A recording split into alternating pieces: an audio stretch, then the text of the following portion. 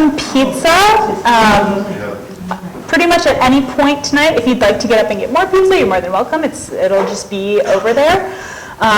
A couple of logistical things. First of all, I'll introduce myself. Hi, I'm Elise McCormick, and I'm a PhD student at UMass. I'm also a member of Science Stories, and part of our goal is to bring science to the Valley in hopefully a fun and engaging way.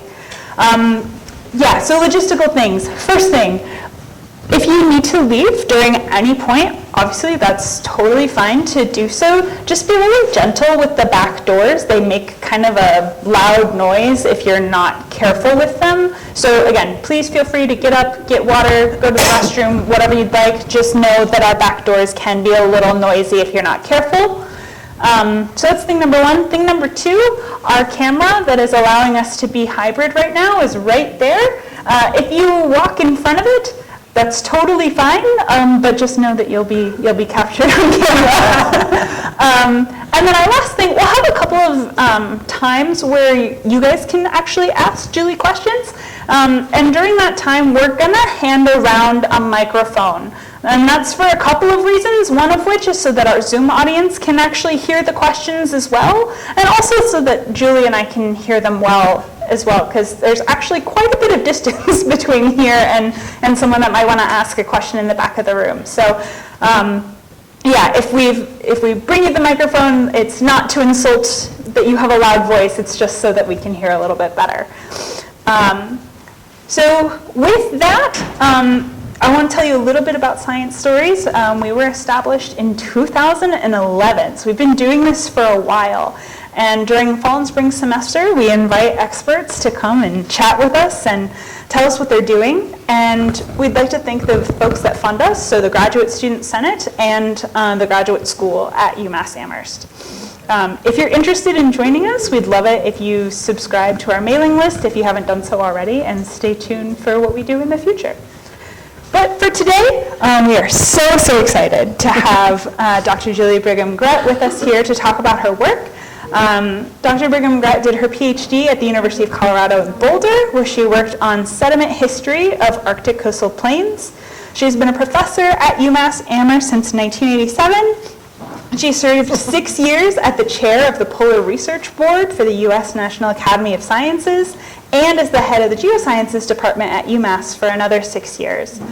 She's received funding through organizations such as the National Science Foundation, National Geographic, and many others. And thank you so much for being with us today. Thanks for the opportunity. I look forward to questions and talking with everyone. Cool. So starting off, as a geologist, what are some of your first impressions and memories of the Arctic? How did you get there? Well, that's a fascinating story, because when I went into graduate school, they told me the program I wanted to get into was full, and so I couldn't get in. So I told them I was interested in something else, so they let me into the geology department in another field. And then I went two weeks later in to talk to the Arctic geologist, said I'd like to go to the Arctic. And he said, well, we'll figure it out. So I was able to get an opportunity to work on Baffin Island. And I'm not exactly sure what drew me to the Arctic, other than I just found it fascinating. I was fascinated by glaciers. I was fascinated by the glacial history. So that opportunity just came on naturally. It's almost kind of hard to explain, but I'll maybe blame it on my parents who took me camping every year, and I liked being in a sleeping bag. I don't know. Something like that drew me to outdoor field work. Cool. And so how did you then connect that love of the Arctic into starting your research and your research questions? So as a master's student, being kind of thrown out there, I remember spending a week just trying to figure out what I was doing, wandering around on this landscape. And as I grew into that and finished my master's degree, I realized I really had a passion for understanding the climate history of the planet. I saw it as kind of a way of like solving a puzzle where you have, instead of a 500-piece puzzle. You've got a 500-piece puzzle, but you only have half the pieces, or maybe only 10 pieces, and you've got to figure out the story from that. And I really became fascinated with that. The second part of my passion comes from, again, something that was very much serendipity. I was working in a laboratory as a graduate student, doing some work for a professor who then went on sabbatical into Norway. And because he was on sabbatical, I was then put in charge of the contract work we were doing for people in the U.S. Geological Survey in Alaska. So I get this phone call from the USGS person, David Hopkins, and he said, I want to talk to Giff Miller. And I said, well, I'm sorry, he's not here, he's on sabbatical, but I'm in charge of your project, I'm in charge of your results. And he goes, well, who are you?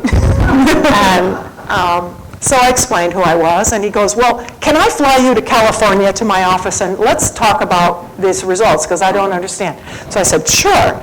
So I flew down to California to the U.S. Geological Survey, and after a full day, he said, how about I fund your PhD and you'd work on this area?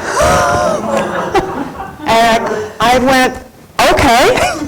And I really didn't know anything about the North Slope of Alaska. I didn't know anything about what I was getting into, and nor did I at that time appreciate the person I was talking to.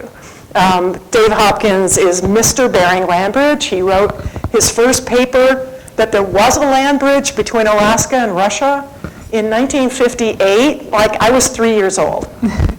So, and he had a lot of questions, a lot of really interesting problems, and I thought the new age dating methodologies that I was using could help and bring an answer to understanding the sea level history of the Bering Land Bridge. When did the land bridge, when was it land, when was it seaway, and that, I think, to me, even to this day, the fact that the Bering Land Bridge can be an ocean gateway or a bottleneck cut off by the land, that it acts as a landscape and then as an ocean, to me it goes back and forth over tens of thousands of years, is fascinating. And of course with that is the migration of plants and animals, the migration of people. To me, that's kind of the center of my universe. So that's where my passion comes from. That is so inspiring, and what an amazing story to just have somebody be like, yeah, I'm going to fund your PhD. It's cool.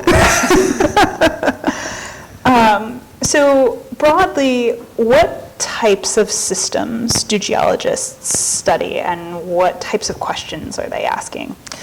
Oh, at least in my field, of course, geology covers a lot of very different things. In my field, I call myself a stratigrapher, so I'm interested in the layering and the organization of how things happened.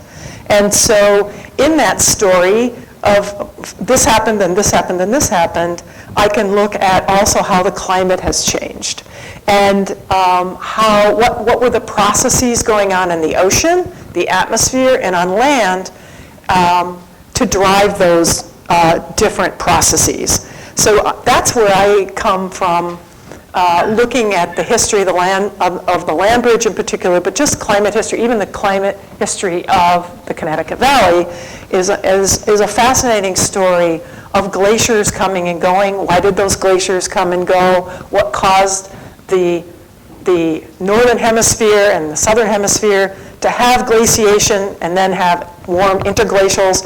That process of, even if we go back 3 million years ago, believe it or not, the Arctic was surrounded by forests. There were forests right up to the Arctic Ocean, and there was no sea ice. So how did we go from a forested Arctic to one where we have tundra and glaciers, and like we have today? To me, that story of the evolution, I call it you think in biology in a different way about evolution, but I think about the evolution of the climate of the Arctic is fascinating. So I think of my work, I love to use the term, I think of myself as a Time Lord. Those of you who know Doctor Who, okay? So I'm Doctor Who. I can go back, get in my Tetris is a sediment core.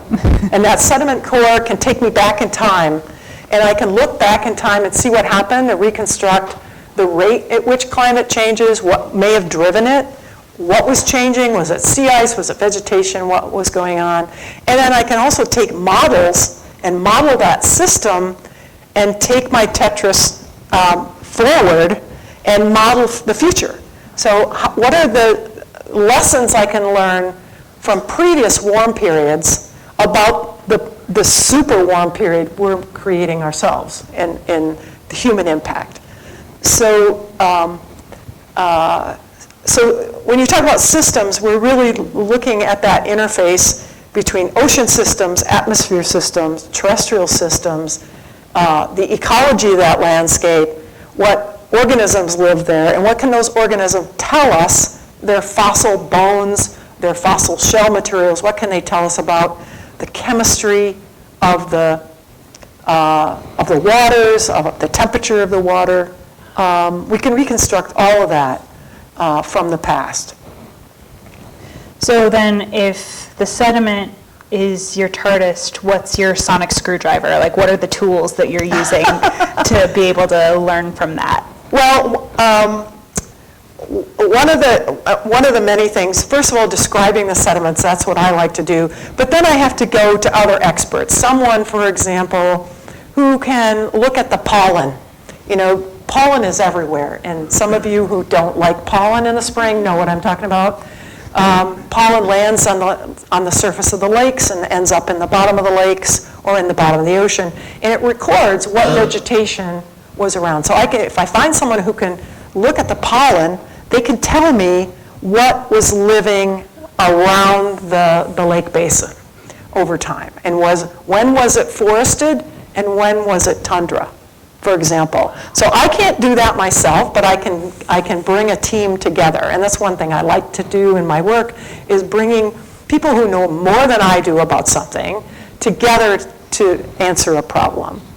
I can also use tools that are about dating, like finding how old something is, and there's a range of tools that we can use.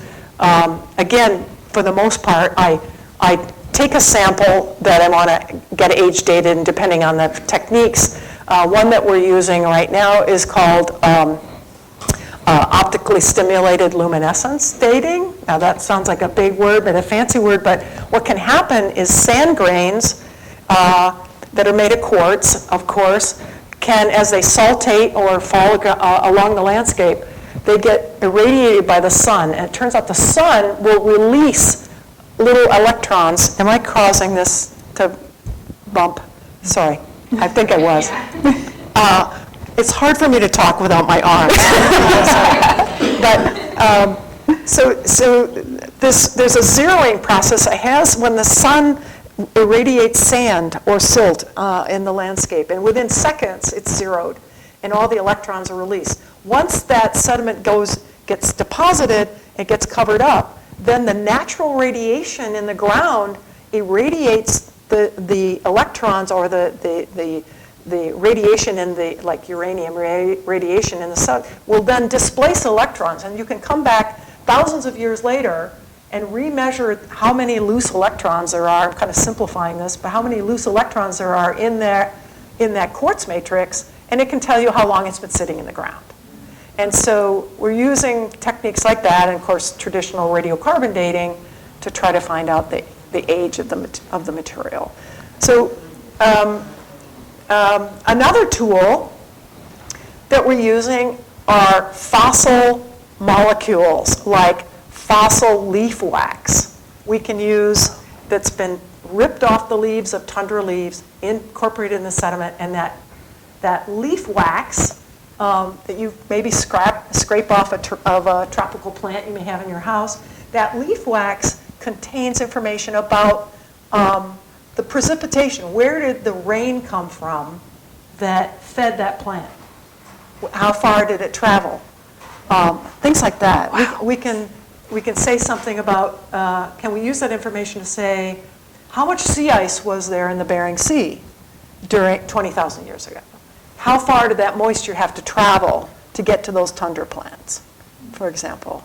So there's a whole range of new tools that didn't exist when I was doing my PhD, that now exist, and I bring those people together to help us paint a better landscape, a better idea.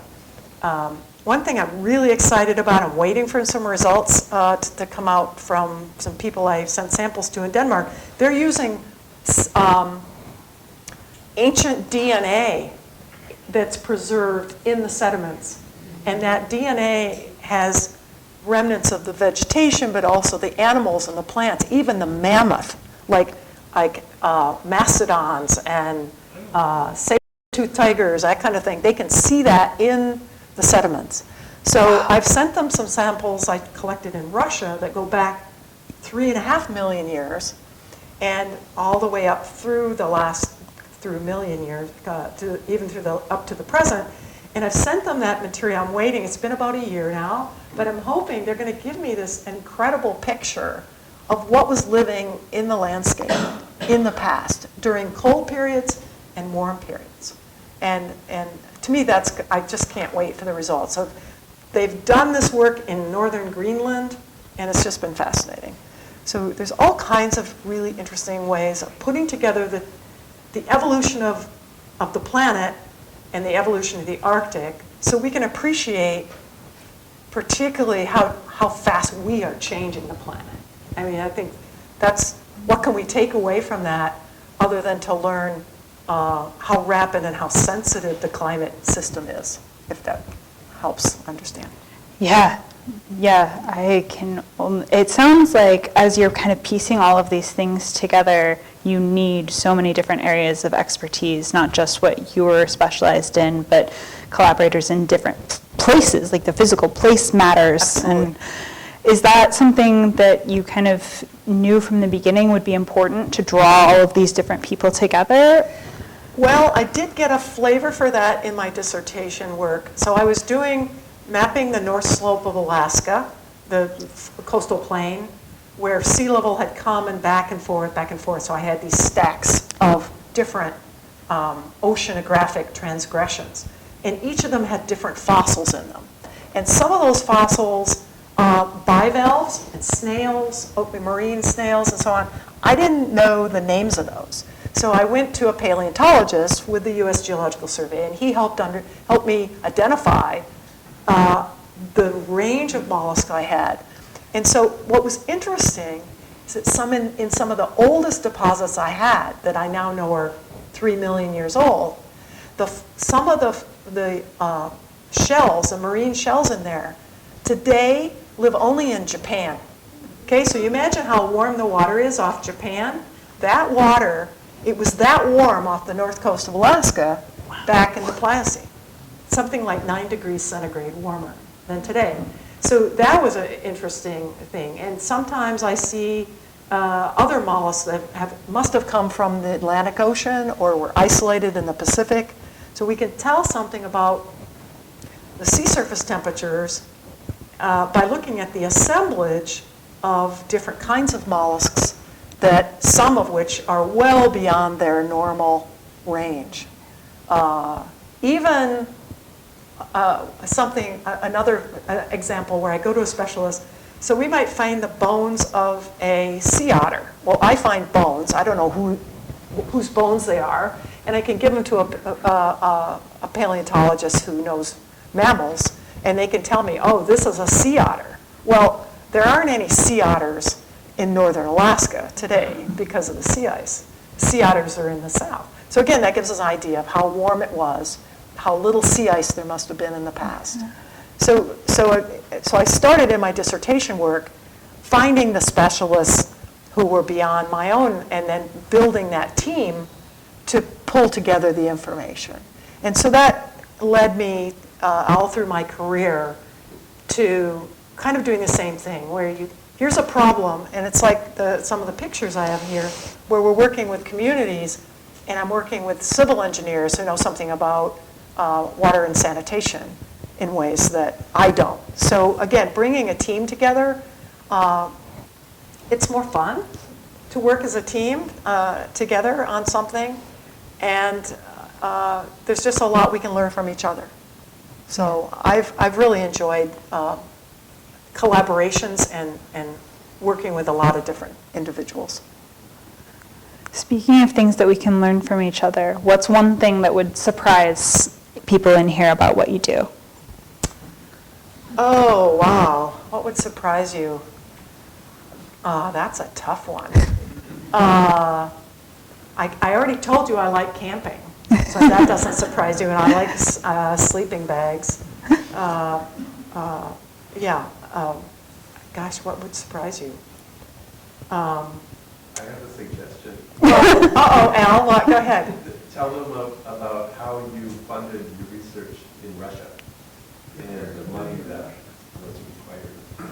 Oh, gosh. Yeah, so I ran a $15 million field program in Russia, and I learned to like vodka, by the way. Maybe that's the surprise, is that I learned to like vodka so I could pull a science project across the line. So I was working with, so when the Soviet Union fell, Dave Hopkins and I saw this opportunity to, wow, let's go look at the other side of the land bridge. Let's go collaborate over there. And so when the Soviet Union fell, we quickly wrote a grant proposal to the National Science Foundation about sharing the science across the land bridge, and we got funded. And in the process of, over the years, we brought the Russians over to Alaska, and then we went to Russia, a lot of shared science. In that process, one of the Russian geologists said to me, showed me a picture of this gigantic meteorite crater. That crater is, I'm doing it again, that crater is 12 kilometers across, and the meteorite that created it is about a kilometer across. So just think in your mind, you know, how big this thing must have hit. It hit 3.6 million years ago and created this hole in the ground that then became this lake. And that lake was never covered with glacial ice. It just sat there as a receptacle, getting pollen and sediments and growing materials. And so here was this perfect record, 3.5 million years sitting there, and nobody had studied it.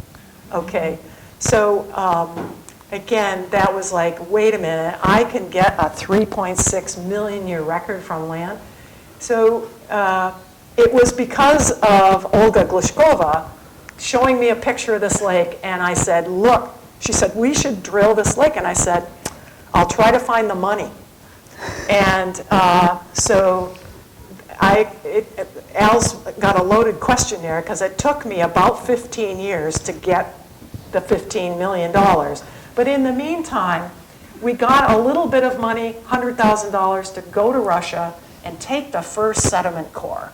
We didn't even know how deep the lake was, okay? Whoa. We didn't even know how deep it was. We had kind of a rough idea. So we literally, two Germans, I had to get there's a group called the Alfred Wegener Institute, and I knew they had money in Germany. So I said, look, I need some money to help us get this project going, and they decided, and this, okay, I have to tell you another funny story about this. Sorry, but, so I heard these Germans, they had a lot of money, and I heard that there was a guy named Martin who also was interested in lakes in the Arctic. So I contacted Martin on email, and I told him, look, I got a permit to go to this lake, but I don't have enough money, and I'm interested. And I said, but if we're going to collaborate, this has to be equal, you know. And I've heard that Germans have a big ego, and if you have a big ego, I don't want to work with you. But if you agree to share the project, let's work together. I literally said something like that. And Martin wrote back to me. He's one of my dearest friends now. He wrote back to me, he says, I don't have a big ego, let's work together. I wish I'd saved the email. But it's literally kind of in a nutshell how it happened. And then, of course, we have our Russian colleagues who came together. And we made that first trip, 2 Germans, 2 Russians, 2 Americans. We literally told the helicopter pilot, land in the middle. And it was March. It was minus 50 degrees. We set up our tent in the snow, and we ended up getting the first, like, 25 feet of mud. And long story short, it turned out that had 250,000 years in that mud. So that was our first indication that, wow, we really had something special. So then we started shopping it around, and it took a lot of trips to Moscow, walking around, getting permits from different agencies in Moscow. I didn't know much Russian. I took 4 semesters of Russian in grad school, but I didn't really remember much. Even now, I can only swear a little bit in Russian, which comes in handy. So anyway, we eventually got the money we needed to do the project. It ended up being a $15 million field program with 65 different scientists, and we got the whole record. And we did that in 2009, okay? We're still publishing at UMass. We still have students working on that material. And so that was just been a real adventure, and very sad when Putin invaded Ukraine. It cut me off from my Russian colleagues. We couldn't work together. And in fact, the younger Russian colleagues of mine have got out of Russia. My older colleagues who are still there have grandkids, and they don't want to leave. So, but I'm still in touch with Olga Glushkova, who's close to 90 years old now. And I tell her every Christmas, you know, I haven't forgotten you. You're still close to my heart. So we still collaborate that way. And that's what science is, diplomacy, okay? When we do stuff internationally, science can be a diplomatic tool of friendship. And that's still the case. Yeah, I have so many questions about that, but I'm going to put a quick pin in that and open it up to some questions from our audience. If this would be a great chance to ask whatever burning questions you guys have. All right, we're grabbing the mic and we'll be right to you. So my name is Paul Peely. First, your math must be off because you said you were 3 years old in 1958. That makes you a septuagenarian. I don't believe that. Yeah, I just turned 71. But okay, well, I'll have to look at your driver's license. But in the cores, you were mentioning about the mollusks that were found now only in Japan, you said? Yep. What about evolution? Maybe they have changed some during the migration. That's a good question, and I'm so glad you asked that question, because I did leave out one thing we get from them is temperature, but the other thing is age, because some of these fossils do have what we call first appearance datums, particularly microfossils like little foraminifera or diatoms and ostracods. They have first appearance datums, and they may exist for thousands of years, and then they end. So they have last appearance datums. So we can go in and use particularly the diatoms and the foraminifera, the mollusks to a certain extent, but the microfossils really give us first and last appearance datums. And the paleontologists working in the North Pacific have these zones where you have these defined. So that helps us provide some chronology to what we're looking at. And you're right, some of them do evolve a little bit, but we also have an idea when an organism evolves into something slightly different, then it gets a different name. So that's how we use the first and last appearance datums. Yeah, sure. Thank you for that question.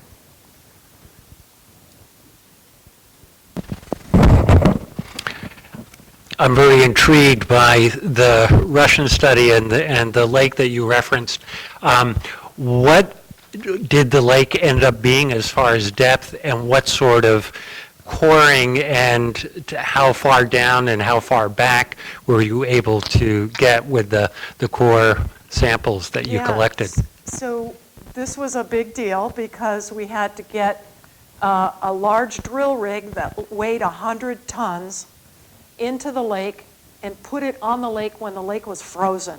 So it freezes, the lake itself is 175 meters deep. So how deep is that? Think of the George Washington Monument, okay, and having the top, very top, just sticking out of the top of the lake.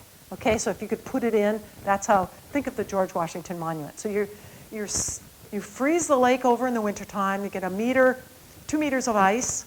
That 2 meters of ice, 6 feet or so, was enough strength to hold 100 tons.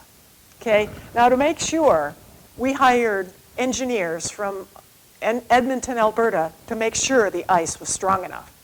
Because the Russians weren't going to put a bulldozer out there unless they knew it was strong enough. So we had ice engineers who put instruments into the ice, made sure it was thick. In fact, they cleared the first, an area about the size of a football field with a bulldozer, and the ice was about 1 meter thick, go 3 feet, call it 3 or 4 feet. And then they put holes in and pumped water out of the ice, out of the lake, onto it and made it thicker. So then it had a pad 2 meters thick, and that added the buoyancy. So when we put the drill rig on top of it, and then we had instruments to watch and make sure the ice wasn't breaking up or anything else. So we put this 100-ton rig out there on the ice. Meanwhile, we had a camp on the coast of the lake, just in case the lake broke up. I didn't want the liability of that. So we had a camp. We had cooks. We had warm containers to sleep in. But all of that had to be brought in trucks. And we had 16 shipping containers with the drill rig. It all had to go from, the drill rig itself went from Salt Lake City to the coast in Washington State, got on a barge, taken across the Pacific, imported into Russia, and then in a week, this was a miracle, it was then put on another barge and taken up through the Bering Straits and up to the Arctic coast. And then from there, it went on some dirt roads that were frozen and across the frozen tundra and pulled by bulldozers, 16 shipping containers. So it was a big operation to get everything in place and then to have the camp all set up. One other fun story about the challenges, 175 meters, and we had drill pipe, the casing, all of that out there, distributed on the ice. But one of the interesting challenges was the first crew that went, I didn't go out there in the beginning, there was another crew that went out end of January, minus 50 degrees, in the January of 2009. And they were going to assemble the drill rig. So they had power cords, they had generators, they had tools to do all the putting the whole thing together. And guess what? Those extension cords were brittle at minus 50. So the entire drill rig was assembled by a group of 20 people by hand because nobody thought about what happens to a power cord at that temperature. You know, you're like, what? Why didn't we think of that? So that's it was a real challenge to make sure everything assembled. We got the rig down there, and then we started doing the drilling. And I arrived in early March, and I was there from early March to early May.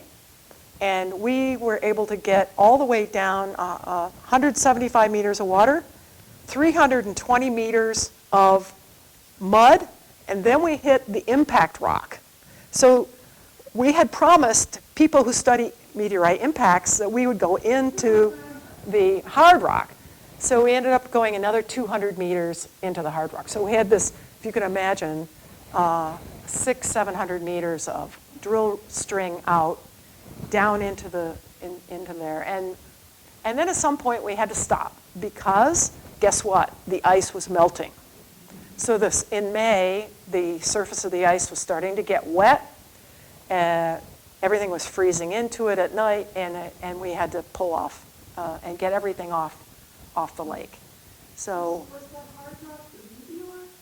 yeah, so the rock that the meteorite hit is it's igneous rock that's been metamorphosed. Okay, so it's really ancient. It's like 65, 70 million year old rock. Okay, and so when this meteorite hit, it went down into the basement rock and blew everything out. So the original depth was probably more like almost, I'm not going to do the math in front of everyone, but it's about 500 meters, say, 500 meter deep hole in the ground.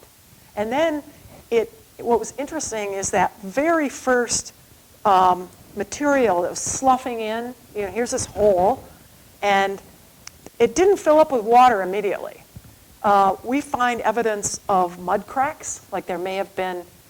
It's really hot. When you hit something like that hard, it probably took maybe 10 to 20,000 years for the rock to cool off from the meteorite hit. And so we see mud cracks, we see evidence of hydrothermal fluids, and then finally the lake starts to fill up. And it's really takes a while for even the pollen to be preserved. So we see very little, if any, pollen in the very first stages of the lake. So fascinating, just fascinating. And one of the outcomes of that project that I really like, that's not my field exactly, but it's the evolution of tree line over time. So we had trees there, and the trees were there, and then at some point the trees started to migrate south, and then the trees came back because it was warm, and then the trees went south. And you'd think that, okay, glaciation starts, northern hemisphere starts to be glaciated, and you think, okay, that's it for the trees. But it wasn't like that. We can see there were walnut trees and hemlocks way up in the Arctic at that time. And over time, as the climate continued to cool, the forests changed. And so there's this beautiful high-resolution record of how the forest changed over time, which there's nothing like it anywhere in the Arctic to see that kind of level of change. And probably there won't be another record like this. There's just so few places in the high latitudes that escaped glaciation and getting scraped away. And this lake was just really special. I've often said that if this meteorite had just hit 4 hours earlier, it would have landed in Alaska, right? As the Earth turns, it would have landed in Alaska and probably be a national park, right? And somebody else would have studied it before I was old enough to do it. So I was lucky. Scientifically lucky. Tony. What's happening at that research site now? Yeah, so the question is, what's happening at that research site now? Well, we don't know exactly because I'm not in touch with everyone there, but this lake has an outlet that goes all the way to the Bering Sea. And when we were there, they had built a fish camp. And what they were doing is rich people could fly in and stay at the camp and then fish out of that lake. And the fish there's freshwater salmon, they're like this. They're really big. And so it's a special place for people to come fishing. And the other thing that we saw people doing, and I think the ecotourism is happening because there are rich Russians after all, but you can go into that lake, fly in there, and then kayak your way out to the Bering Sea. So I think there's a little bit of ecotourism, but particularly hunting going on.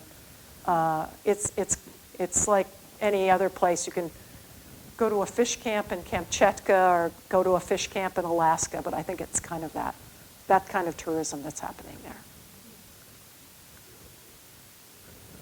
Cool. So we have a lot of other things that we want to ask, so we're going to keep moving. So taking back our pin from where we kind of left off in our questions before, you talked a little bit about how science can be this great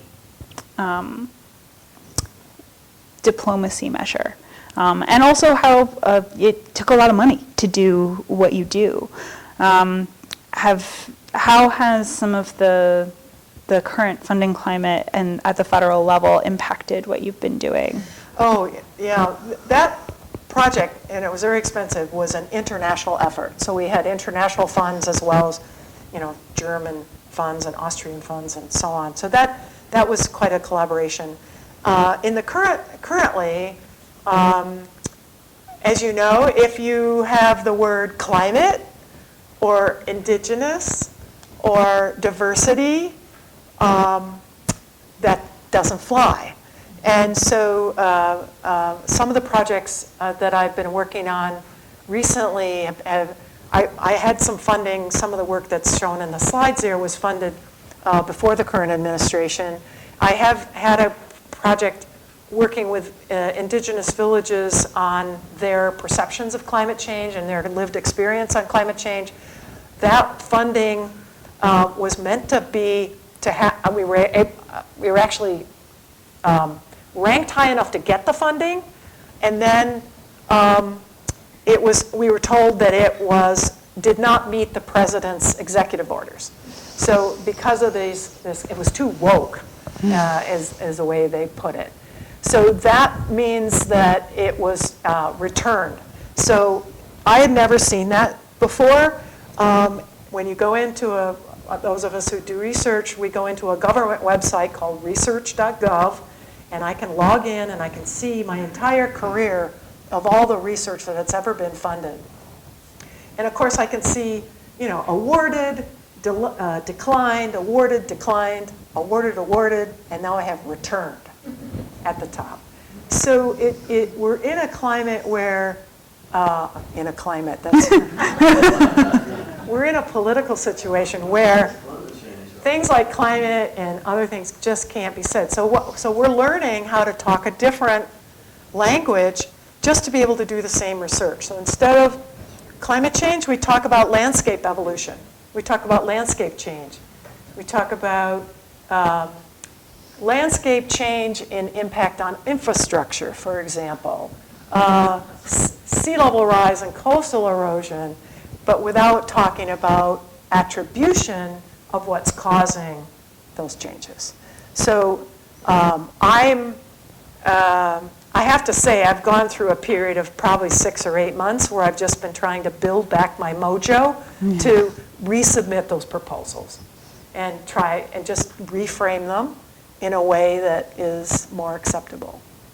I do want to say, because you don't get to see what I see, but when that program manager was on Zoom with me to explain why they had to return it, she was almost in tears. She hated having to tell me that. And honestly, the people at the National Science Foundation dearly love to fund good science, and they hate what's happening. And they're doing the best they can. And I could just tell how upset she was that she had to give me that information. So it's not their fault. It's not their fault. So many of us who are in that situation, who had projects returned, we're going to go back, reframe them, and we'll go back to do that. So the good news is that despite what you might hear, Congress is keeping the National Science Foundation and other agencies level funded. That's good news. It's not a big whack of 50 or 80% of the funds. So we need to keep those agencies alive. We need to keep the proposal pressure, as they call it. Keep submitting proposals and don't give up, because we can outlive this eventually. And is there anything that people in this room can do to also help support some of those funding measures for Congress? Oh, yeah. I mean, if you do write to, your Congress legislative groups, tell them about how important it is to support good science. And I also mean that about National Institutes of Health, or the National Science Foundation, or NASA, or NOAA. We still need those agencies. We still need the science that's carried out, observing the Earth, looking at weather patterns, how important it is even just for our the infrastructure of airplanes and how we fly around. We need good weather and predictability. So I mean, how many of us do not rely on NASA and NOAA and this? You know, all our weather comes from one place, right? And it's just given different names like AccuWeather or something. Somebody buys it and interprets it, but it's all coming from the same place. So when you have an opportunity, I usually write to Senator Markey, and I'll take whatever I write to him and I copy and paste it into, you know, Elizabeth Warren or whoever. But mention science, how important science is, and the basics of science.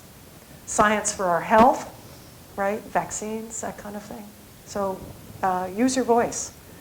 I think that's important. And talk to your friends who are skeptical.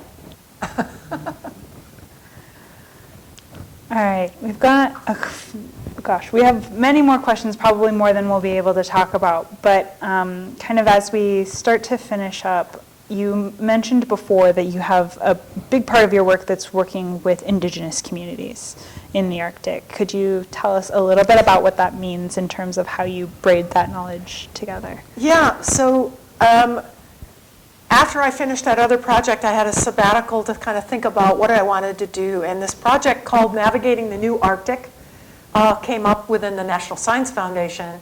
And it was, you had to work at the interface of the built environment, the natural environment, and the human environment.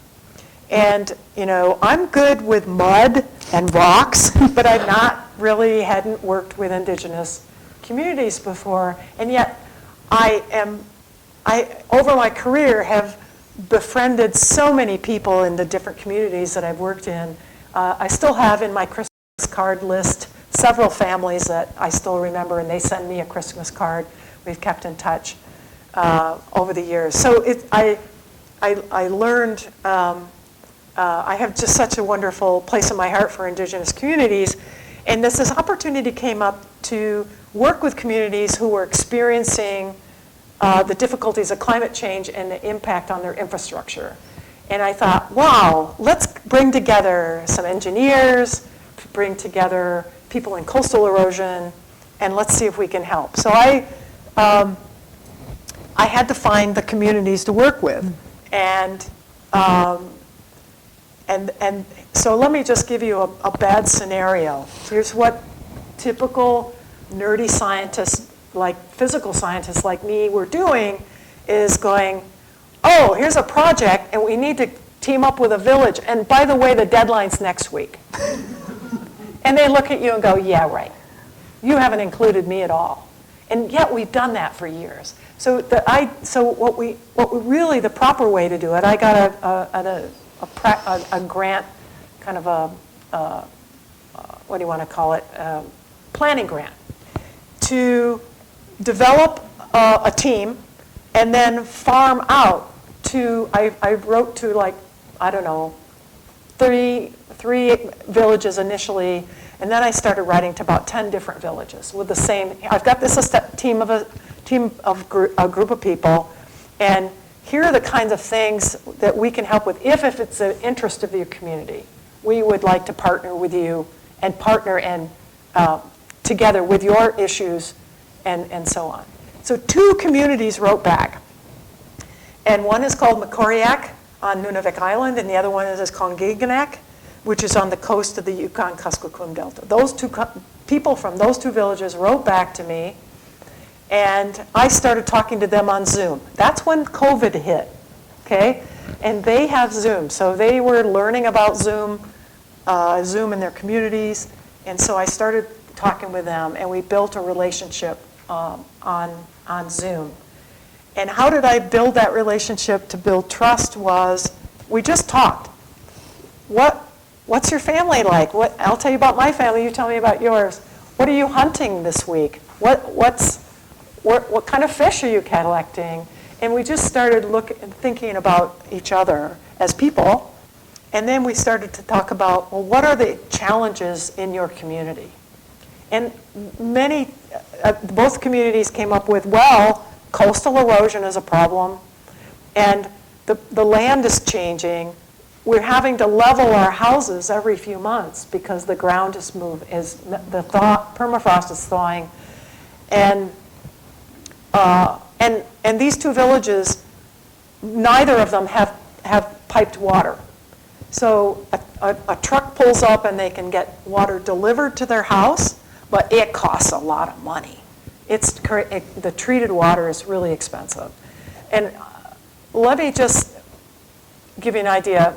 So what they do, some of the villages, they collect water off the roof of the house. So they put a bucket out, and many of you might do that for your garden, right? You collect water off the roof.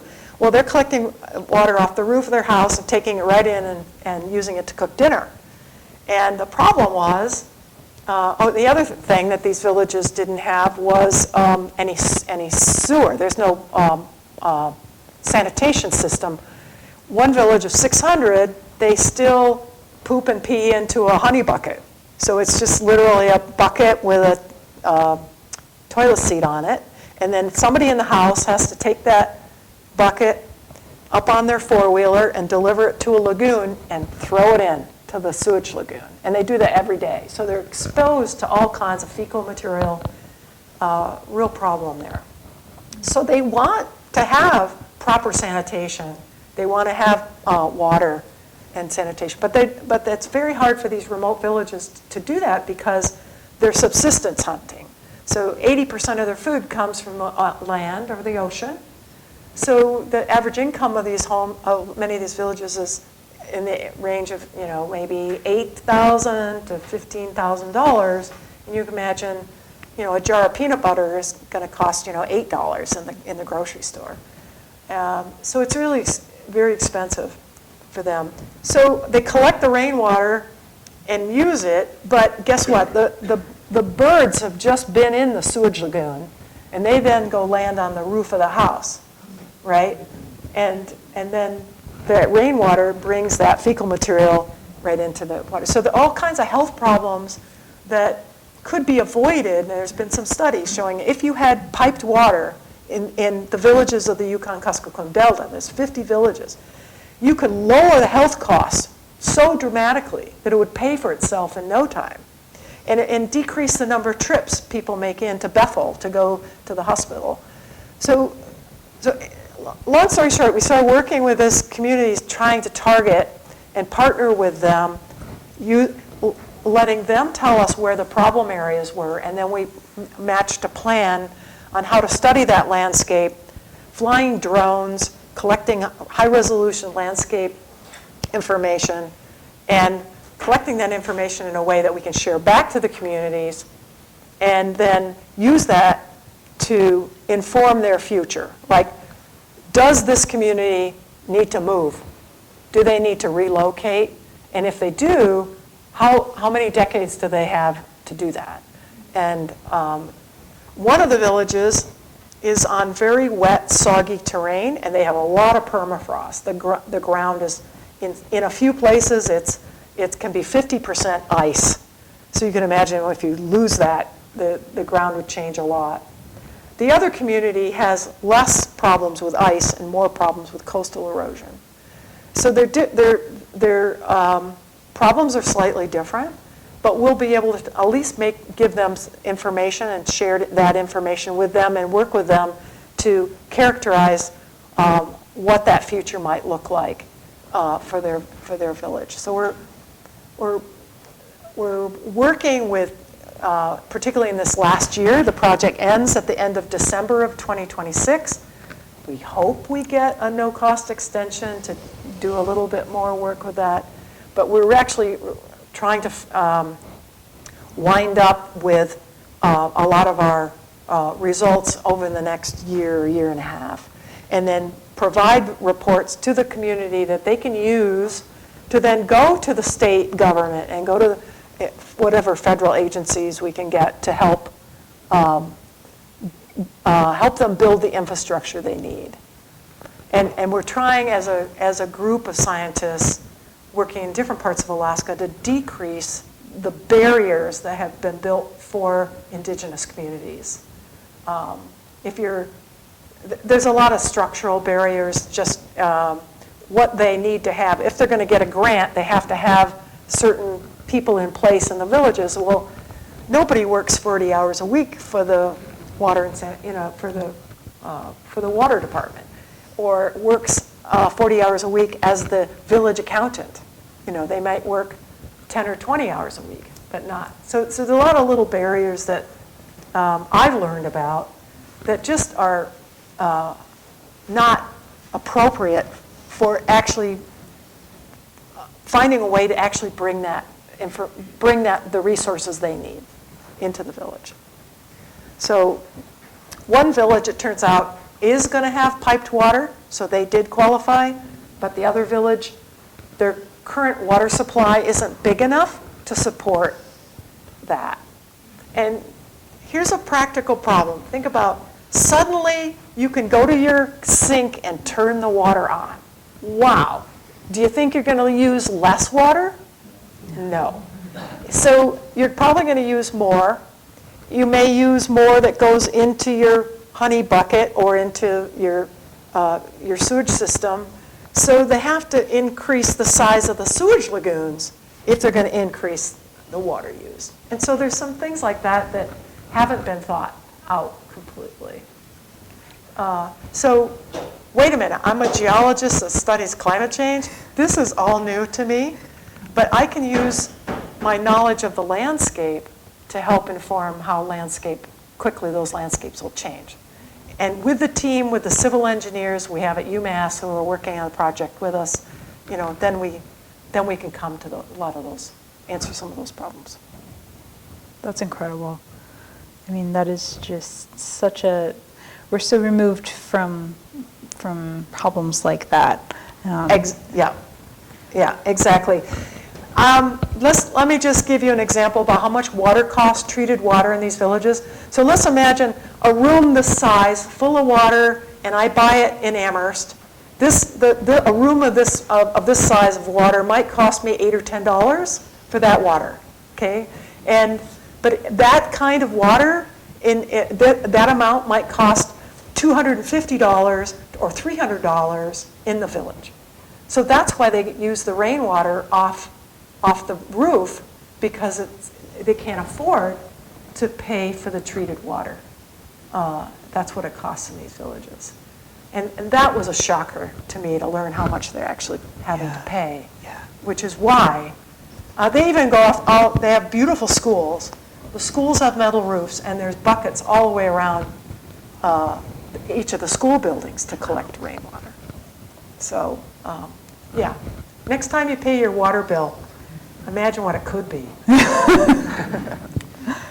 So I'm going to ask you one more question before we take a couple more questions from our audience. I know we're maybe going just a little bit over, but this has been so much fun. I'm having a great time. But if somebody only remembers one thing from what we've talked about tonight, what would you hope that is? Oh, boy. Well, one, climate change is real, contrary to what someone says. Climate change is real. We can do something about it, and we can decrease the way we're changing the planet. That's one thing. And if I can squeak in a second one, just remember that when we're changing the planet, we're making it better. And I think if we could all live like Indigenous people do, they live in harmony with the land. They see themselves as part of the ecosystem. We need to see ourselves as animals in this world, living on the planet. We're not just to take advantage of the resources. See ourselves as animals on the planet as part of the ecosystem. And I think if we all started thinking the way Indigenous people do about our world, we wouldn't have gotten ourselves into this mess. Yes, amen to that. All right, we'll take maybe one or two more questions, and then we'll wrap it up. I think him first. And then... On the slides, this picture right here, You talked about a bunch of places like Bering Strait and the North Slope and Lake Algogekin. Can you point those out for people? Oh, yeah. These are Makoriak and Kungiganac, right? The two villages I'm pointing to right here in the Bering Sea. And I don't think I can reach far enough, but Algogekin is under the blue line in the middle of Chukotka, okay? So it's northeast Siberia, or northeast Russia, Arctic Russia. Not really Siberia, Siberia is that way. But that's outer Chukotka in that region. Straight, so when we think about sea level lowering and exposing land, what might happen? Okay, so here's roughly that light line is the edge of the continental shelf. So that would have been the shoreline 20,000 years ago, way out here. So when the land bridge existed, north-south, the width of the land bridge north-south was 1,000 kilometers. Huge. So you were a mammoth walking across, you wouldn't even know there was a North Pacific out here. So it was a gigantic landscape and, low-lying, flat. Many of these islands are little volcanoes. They're remnant volcanoes, and they were high because of the volcano building up. And they're rich with archaeological sites because you can imagine people going across the land bridge say, let's get up on top of that hill and take a look, right? And they must have done a lot of that. So I've been out to St. Lawrence Island, which is the big island in the middle. That's a fascinating place with a lot of volcanics there as well. So it's a fascinating landscape. Thanks, Al. I hope that answered the question. You were talking about previous warm periods way back. How do they compare with what we're going through now in terms of? Yeah, so great question. So we kind of have an idea that, we have glacial, interglacial cycles, and roughly in the last million years, every 100,000 years or so, you have a warm period. And so the last time it was this warm was about 125,000 years ago, and at that time, we think the world was 1 degree warmer than pre-industrial. That's our measure. Right now, we're at 1.5 degrees. So we've exceeded that. And so where we're headed, the current agreements on emissions, which are not good, would put us at about 3 or 4 degrees above pre-industrial, which puts us in the Pliocene. So out there, we now have a Pliocene. So 3.5 million years ago, we had an atmosphere like we have now. And unfortunately, if we don't change what we're doing, in about 200 years, we could be back where we were in the Eocene 55 million years ago when we had massive surface ocean extinction. And so there's ocean acidification that's happening as well. So we're really at a critical time. We've got to start turning things around because the planet responds slowly to some things, and changing the atmosphere and the ocean is if we start to get rid of all the CO2 that we've put into the atmosphere now, it's still going to take a long time for all the heat that we've put into the oceans to dissipate, start to turn things around. So the sooner the better, in my estimation. Did you have a bullet or two take home about changes in the permafrost? I know it's melting, but did you have anything that we should be thinking about? Well, we are, the permafrost scientists are, of course, we're mapping how the permafrost is lowering and warming. So the permafrost is thawing across many parts of the Arctic. And that's causing tremendous infrastructure problems, for one. If you think about the roads between Anchorage and Fairbanks and various things, not to mention others. But the other problem that scientists are working on is what kind of carbon dioxide, just organic matter that's been frozen for thousands and thousands of years, what kind of CO2 and methane are coming up rapidly out of the ground. It's called rapid thaw, and people are just kind of discovering that, in fact, rapid thaw can happen where there's suddenly a lot of thaw in one place. And you may have seen it on the internet if the woman I know, Katie Walter, who went to Mount Holyoke College, she goes up on the lakes in Alaska and she pokes a hole through and she can take a lighter and it blows up because of the gas coming up into the lake and it gets trapped under the ice. And so we know that these lakes are expanding, the permafrost is thawing, and it's putting out a lot of CO2 and methane. So that could overwhelm what we're doing. You know, there's just a lot of carbon, and we want to keep it frozen, keep it in the ground. So that's a worry that we have about the permafrost.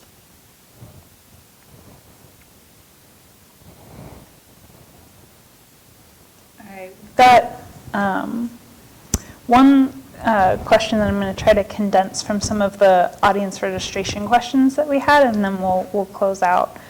And I wanted to ask how climate change is affecting flora and fauna in the Arctic and what that means for the people that are living there. How the climate is changing. Well, one thing, it's changing the distribution of different organisms. Many of them like cooler climates. So you may have heard about the migration of organisms that live on the seafloor moving northward.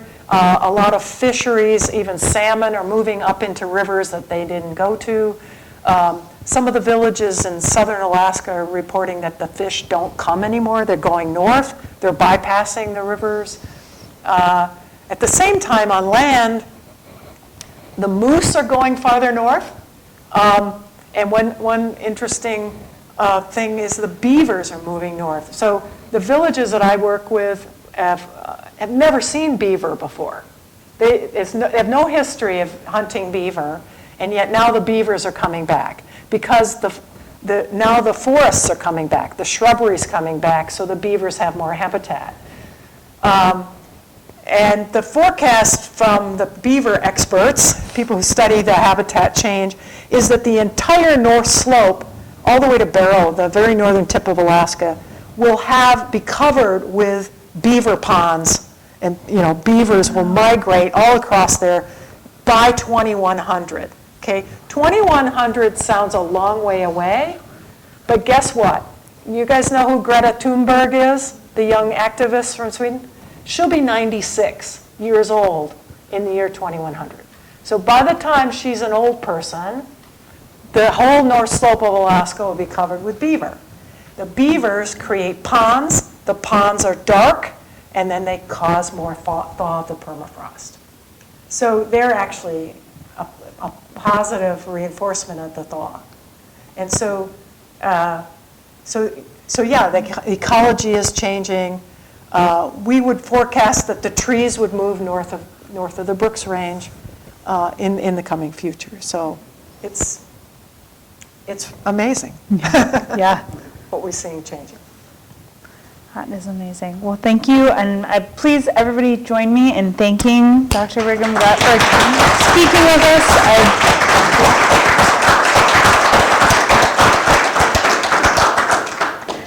If you enjoyed hanging out with us tonight, please let us know. We'd love to get your emails so that you can join us for future events. I think there's more pizza. If there is, you're more than welcome to have some on your way out. And thank you guys so much for coming, and we'll see you next time. Thank you, everyone. We do, actually, yeah. The next one is April 20-something. We do have the date set. I'm just not remembering, but it's set, and it'll be here.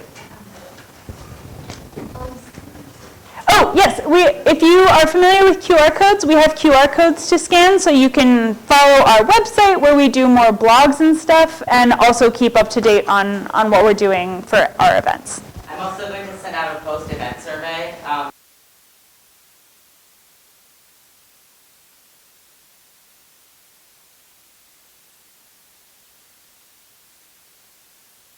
Just want to know what we can do better.